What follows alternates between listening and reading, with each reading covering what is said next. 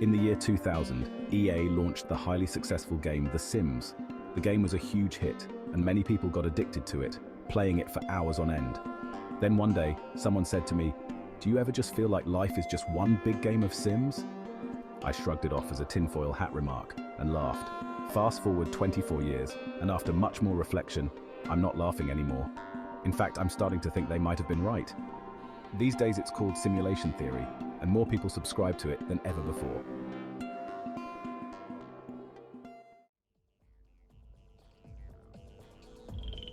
But what is simulation theory exactly? Well, it is just that. It's the theory that we are not real as we would think of it, and neither is our environment, but we are in fact all characters in a virtual world, simulated by an incredibly powerful machine. Now, some of you might be familiar with the film series The Matrix, which followed along a similar line. Humans living inside a machine-based simulation. What's different here, of course, is that in The Matrix, people did actually have a physical body, and upon being freed from the Matrix could actually wake up. Whereas in simulation theory, we've never had a physical form and only exist entirely in digital code. But what evidence is there to back up this claim? After all, if we are all in a simulation, how would we know? And who would be the programmer of such a virtual world? Swedish philosopher Nick Bostrom contends in his 2003 paper that future generations of humanity might have supercomputers that can run numerous and detailed simulations of their predecessors, in which simulated beings are given a sort of artificial consciousness. Mathematically, the odds are we are products of that simulation, and we may not be the original species of humans at all. It could be the case, writes Bostrom, that the vast majority of minds like ours are not real as we would think of it, but are instead simulated by the advanced descendants of the original human race. It is then possible to argue that, if this were the case, we are likely among the simulated minds rather than among the original biological ones.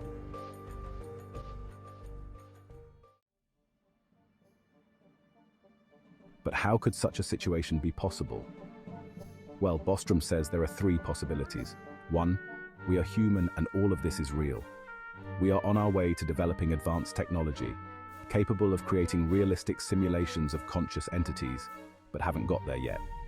If this is the case, then it would seem that we are already well on our way to doing this. Simply compare your video game graphics to a game from the 1980s, and you'll see what I mean. Bostrom goes on to say, however, that a civilization approaching this level of tech is very likely to destroy itself before doing it. Taking a look around at the world right now, I think we can all see his point. 2, a lack of interest in simulations. An advanced civilization exists with the capability to create simulations, but they lack the motivation or interest in running simulations. This scenario implies that civilizations with the ability to create simulations choose not to do so for some reason. This seems unlikely to me, though, given our track record already in this area. And 3, we are almost certainly already living in a simulation. If a civilization reached an advanced stage and has an interest in creating simulations, there would be an immense number of simulated realities right now, all running inside of each other. If even one of these simulations ever existed, then the chances that we are in one right now is very high. Some say millions to 1. Therefore, the likelihood is that we are living in a simulation already, and we are only just starting to realize it.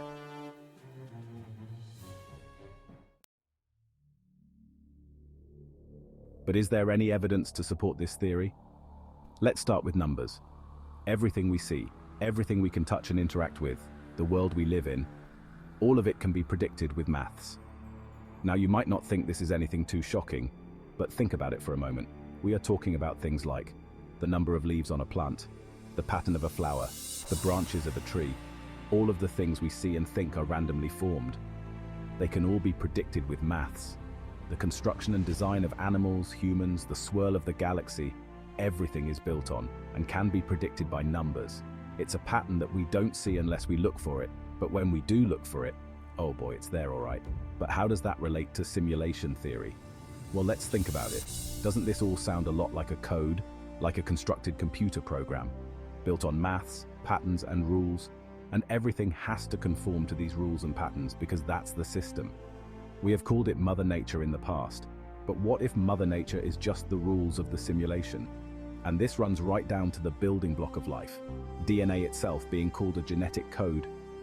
It's really just a set of instructions at a biological level, much like the code of a computer program. This coding could also explain the restraints and boundaries we have in our existence. The speed of light, for example, could simply be the limit of the simulation's processing speed. Our inability to explain where we came from, who we are, and what is outside of the known universe could be simply because we are intentionally limited in our understanding by the system. Once you are armed with these thoughts, I almost guarantee you'll start to see these patterns for yourself. And once you do, there's no going back.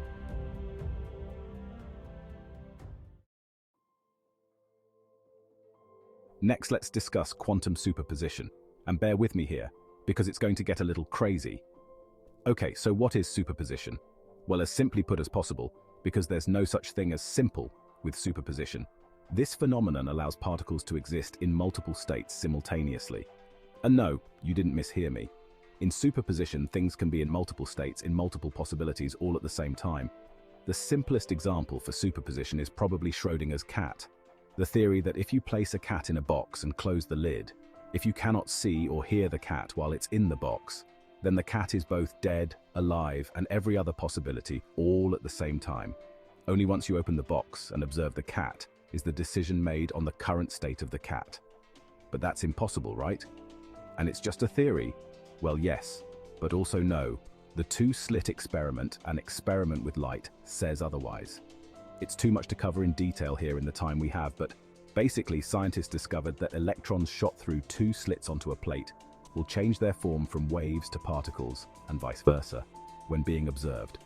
This proves to us that everything exists in superposition and only makes the transition to one state or another while being observed.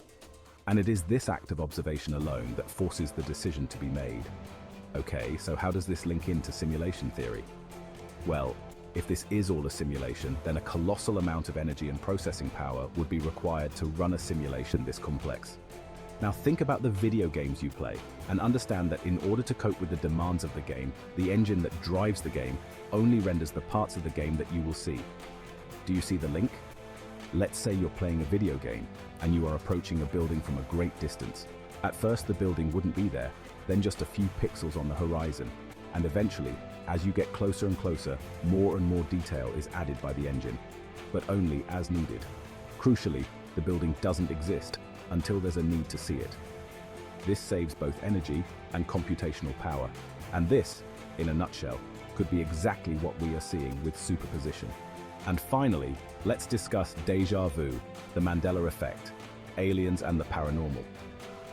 There are those who say that all these things are, to use a quote, a glitch in the matrix, or maybe even a by-design mechanism of the system. Again, linking to the quantum theory of many dimensions or realms existing, all branching off from each other, like in the film Sliding Doors. Could the code be rewriting and updating itself during each new event? If we are just simulations and code, then is it possible that when we do experience deja vu, that we might have actually done this before? That the memory from a Mandela effect is actually an off-branch of another dimension within the simulation? I had never subscribed to the Mandela effect until recent times. I had dismissed it. But I have recently personally experienced a distinct and vividly clear memory of something that turned out to be wrong. I would have put my life on this memory being correct. I remember it so clearly. But when I went back and checked it, it showed something else entirely to how I remembered it. And I'm not alone. Many people experience this. Now, it's possible that, as humans, our memories are just terrible. And there is definitely something to that. But sometimes you just cannot shake that feeling that you know you were right, even though the evidence seems to show you are wrong. It's an unsettling feeling.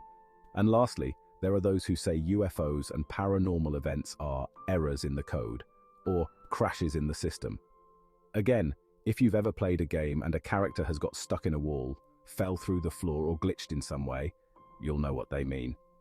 Could this be an explanation for aliens or the paranormal? So what do you think about simulation theory? Do you believe you are a real person, with real thoughts and feelings? Or do you think we could actually be virtual beings living in a simulation? Let us know in the comments below, and whether you are real or not, we thank you for watching.